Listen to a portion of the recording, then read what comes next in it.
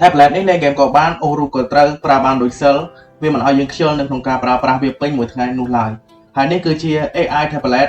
T/T60 វាកើតចេញមកជាមួយនឹងពណ៌ក្រហមឆ្អិនឆ្អៅតម្រូវទៅលើមនុស្សគ្រប់វ័យ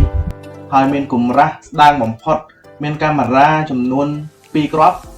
កាមេរ៉ាក្រោយ13 megapixel កាមេរ៉ាមុខ5 megapixel វាក៏មាន speaker 2គ្រាប់សម្រាប់ support សំឡេង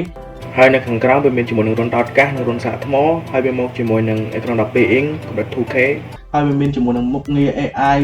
upscaling ដែលធ្វើឲ្យរូបភាពមិនច្បាស់ត្រឡប់មកច្បាស់វិញឬក៏វីដេអូមិនច្បាស់ត្រឡប់មកច្បាស់វិញវាក៏មាន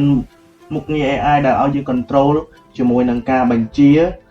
ទៅលើអេក្រង់របស់ tablet គ្រាន់តែប្រើកាយវិការដូចជាការអូសវីដេអូការថតរូបគ្រាន់តែប្រើកាយវិការព្រោះនេះជា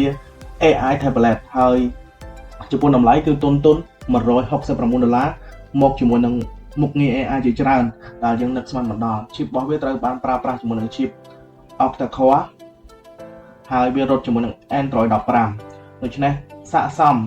សម្រាប់ការប្រើប្រាស់គ្រប់កលៈទេសៈគ្រប់ទីកន្លែងមិនថាការប្រជុំការរៀនសូត្រការធ្វើការនោះទេពិសេសមកជាមួយនឹង PC mode ដែលយើងអាចប្រើប្រាស់ Word Excel PowerPoint បានយ៉ាងសេរី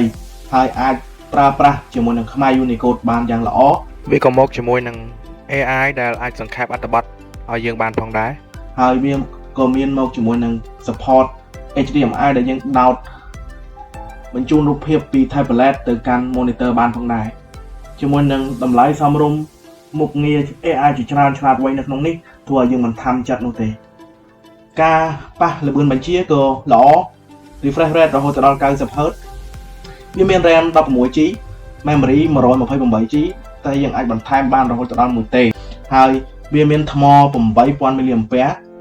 អញ្ចឹងមិនភ័យព្រួយនៅក្នុងការអស់ថ្មទេប្រើប្រាស់ពេញមួយថ្ងៃទៅលើការងារស្រាលៗបានអូខ្ញុំភ្លេចប្រាប់ថ្មីត្បិតតែវាមិនអាចប្រើប្រាស់ SIM បានប៉ុន្មានប៉ុន្តែអ្វីដែលគេជំនួសមកវិញគឺអេក្រង់ 2K ដែលមានកម្រិតរូបភាពច្បាស់ល្អមាន tablet នេះមួយរៀបដូចជាមានជំនួយការឆ្លាតវៃម្នាក់ដែលចាំជួយយើងអញ្ចឹងវាឆ្លាតគ្រប់ពេលវាដឹងសម្គាល់គ្រប់កលៈទេសៈគ្រប់កម្មវិធីដែលយើងប្រើប្រាស់វាគឺល្អមែនទែនមួយទៀតអ្វីដែលខ្ញុំ